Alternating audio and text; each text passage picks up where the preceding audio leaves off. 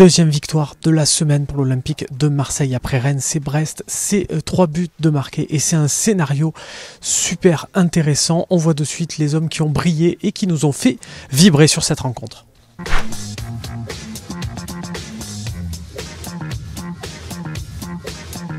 Et oui, un numéro 9, ça peut aussi faire cela, donner le ballon à Arkadiusz Milik. Il se débrouille pour marquer. Son ouverture du score est un modèle du genre, une action dont on n'avait plus l'habitude de voir sur la pelouse du Vélodrome. En tout cas, en ce qui concerne l'équipe qui joue à domicile, c'est pas mal du tout, hein, le Polonais.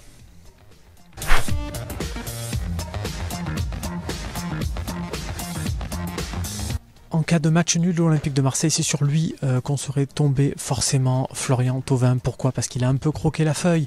Alors qu'il y avait 1-0 pour l'OM, il n'a pas su convertir les occasions de break. Mais derrière, c'est lui qui donne le but du 2-1 dans les dernières minutes. Il est encore dans la surface, il est récompensé pour son abnégation. Bravo à lui.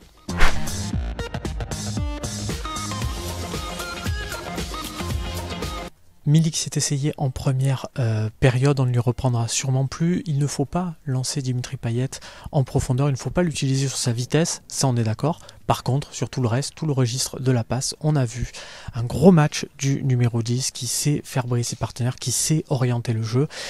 C'est un régal quand il est dans ses dispositions.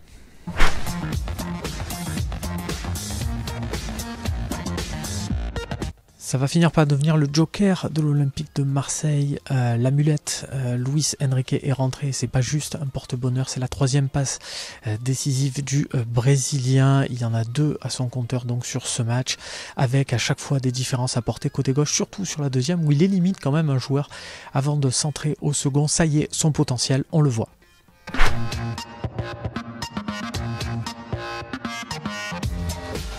Steve Mandanda renoue avec ses vieux démons, celui où il reste très attentif, très attentiste sur sa ligne. On l'a vu sur l'égalisation de Brest à 20 minutes de la fin. Coup franc joué au second, il reste tranquillement sur la ligne et il est limite résigné avant même que le Brestois ne place sa tête. Si on ajoute à ça des relances un peu compliquées en première période, on obtient un petit match du capitaine de l'Olympique de Marseille.